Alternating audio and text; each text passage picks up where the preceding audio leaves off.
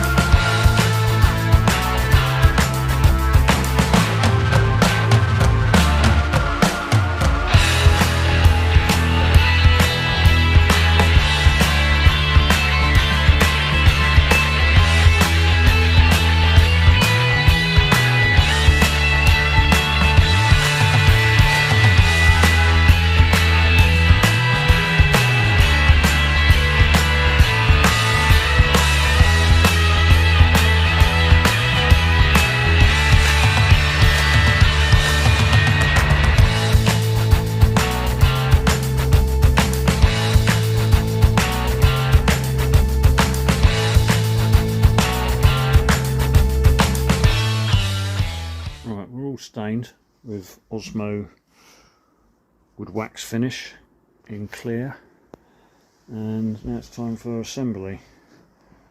So gluing and nail gunning, just to make sure nothing's going to fall down. Glue and screw, but glue and nail. Quite fiddly on your own, but all good fun.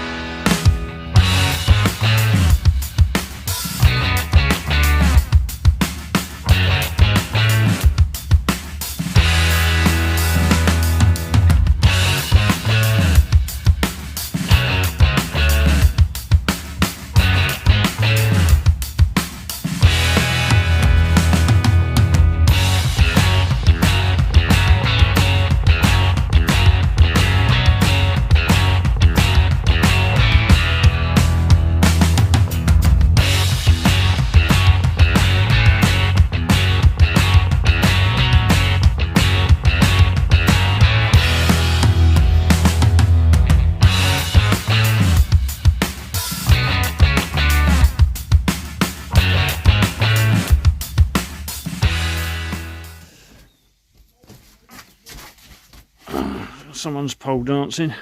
Nice. Well, that looks alright. Not completely screwed in yet, but oh dearie me. Someone's attention seeking wants I can use that as a thumbnail for the YouTube video. Right, still got a bit more tidying up to do. I need another slat, or maybe even two to go there, but I'm just going to glue them on with Gorilla Glue. Not going to bother nailing from underneath, and screw it all in, get the blinds round. Oh, that's what I need to check, make sure the blinds fit in snugly. Let's have a look. Right, well, it's in, hasn't fallen down yet. The test will obviously be when we drive it, which ain't going to be for months yet, so anyway, I'm confident it's going to be fine. Got the blinds trims in, and I'm very pleased with that. That's come out alright. Just got the LEDs to put in, and then the screws which I've screwed it in with. I'll need to paint them black to hide them. And those hooks, which you can see there, is going to be for the shower curtain, pop-up shower, which will be just in that space there. Bear with me, it'll be fine, it'll work. Right, that's me done for today. Got it all in, LEDs as well, and I must say that looks absolutely awesome, if I don't mind saying so myself. I've just got a one of my motorbike batteries up there just to make sure that the wiring works, and it does. So that'll do for now. Now we can start thinking about the floor. I've got the lino for that, and the walls, and then it's really going to start taking shape. I'll get another plank for that bit and glue it on. Anyway, to be continued.